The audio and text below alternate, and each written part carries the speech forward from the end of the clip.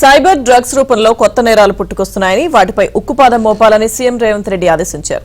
Cyber నేరాలను అరికట్టడంలో ప్రభుత్వం అన్ని విధాల పోలీసులకు సహకరిస్తుందన్నారు. అలాగే గంజాయి, డ్రగ్స్ వంటి మత్తు పదార్థాల వినియోగాన్ని తెలంగాణ పోలీసులు పూర్తి స్థాయిలో అడ్డుకుంటున్నారని, అయితే మరింత స్పీడ్ పెంచాల్సిన ఆవశ్యకత పోలీసులపై ఉందన్నారు. మన పిల్లలు వ్యసనాలకు బానిసలై, మరి ముఖ్యంగా డ్రగ్స్, గంజాయి లాంటి వ్యసనాలకు మన పిల్లలు బానిసలైతే ఈ సమాజానికి తీరని అన్యాయం జరుగుతుంది. తెలంగాణ ప్రతిష్టకు భంగం కలుగుతుంది. తెలంగాణ ప్రతిష్ట మసక బారొద్దు అనంటే హైదరాబాద్ నగరం లాంటి ప్రాంతాలలో ఎక్కడ కూడా మాదక ద్రవ్యాల పేరు వినిపించకూడదు. అదేవిధంగా స్కూల్స్, కాలేజీల్లో కూడా ప్రత్యేకంగా శిక్షణ ఇవ్వాలి, వాళ్ళకు అవగాహన కల్పించాలి. ఎక్కడైనా స్కూల్స్, కాలేజీలో ఈ డ్రగ్స్ రిలేటెడ్ కేసులు వస్తే భవిష్యత్తులో యజమానులను కూడా బాధ్యత చేయాల్సిన అవసరం ఉన్నది. లేదా సబ్జెక్ట్ టీచర్స్ను ఏ విధంగా నియమించుకుంటున్నారో ఈ డ్రగ్స్ రిలేటెడ్ విషయాలను కూడా గుర్తించడానికి స్కూల్స్ అండ్ కాలేజెస్ ప్రత్యేకంగా శిక్షణ పొందిన వాళ్ళను ఆ కళాశాలలో నియామకాలు చేపట్టాలి, ఆ స్కూళ్ళలో చర్యలు చేపట్టాలి. ఎందుకంటే పిల్లల యొక్క ప్రవర్తనలో మార్పును గుర్తించాల్సిన బాధ్యత స్కూల్స్ అండ్ కాలేజ్ మేనేజ్మెంట్ మీద ఉన్నది. ప్రత్యేకమైన కోర్టులను పెట్టి విత్-ఇన్ 6 monthsలోనే ఈ డ్రగ్స్ అండ్ రిలేటెడ్ కేసులన్నిటిని కూడా, సైబర్ క్రైమ్ కేసులను కూడా చాలా ఫాస్ట్ ట్రాక్ కోర్టులో పెట్టి వాటిని పరిష్కరించడానికి అవసరమైన చర్యలు కూడా ఈరోజు చేపట్టాలనుకుంటున్నాం. ట్రాన్స్జెండర్లు అడుక్కునే వృత్తిని వాళ్ళు చేపడుతున్నారు. అందుకే ట్రాఫిక్ సిగ్నల్స్ దగ్గర వాళ్ళు ఉంటున్నారు. కాకపోతే వాళ్ళకు ఒక షార్ప్ సెన్స్ ఉంది. ఎప్పుడు సిగ్నల్ మారుతుంది, ఎప్పుడు ట్రాఫిక్ ముందుకెళ్తుంది, ఎప్పుడు ట్రాఫిక్ ఆగుతుందో శిక్షణ పొందిన వాళ్ళకన్నా కూడా వాళ్ళు వేగంగా గుర్తుపడుతుంటారు.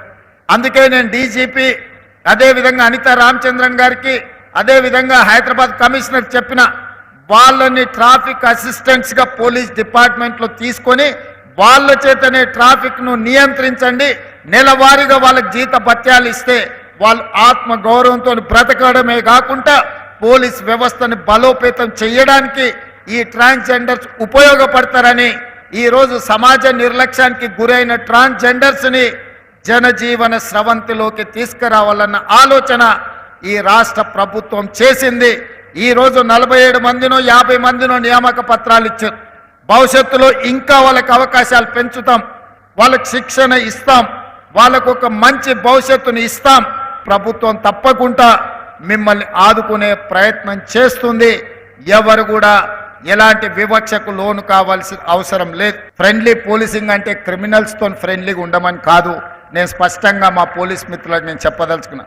ఫ్రెండ్లీ పోలీసింగ్ అనే పదం బాధితులకు, అన్యాయం జరిగిన వాళ్ళు పోలీస్ స్టేషన్కి వచ్చినప్పుడు వాళ్ళని కూర్చోబెట్టి వాళ్ళ ఫిర్యాదు ఏందో కనుక్కొని ఆ ఫిర్యాదును పరిష్కరించి వాళ్ళకి న్యాయం చేసే విధంగా ఫ్రెండ్లీ పోలీసింగ్ ఉండాలి తప్ప కబ్జాలు పెట్టుకున్న వాళ్ళకో, హత్యలు చేసిన వాళ్ళకో, లేకపోతే ఆర్థిక నేరగాళ్లతో ఫ్రెండ్లీగా ఉండమని కాదు.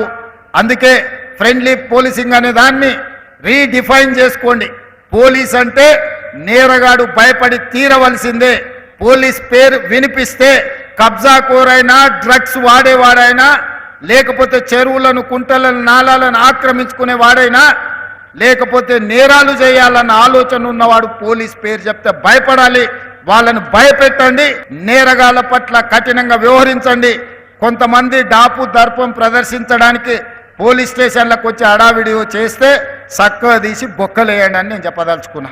నేరగాళ్ళు ఎంత వారైనా సరే, వాళ్ళ రాజకీయ నాయకులా, అధికారులా, లేకపోతే ఇంకెవరా, ఎవరిని చూడాల్సిన అవసరం లేదు.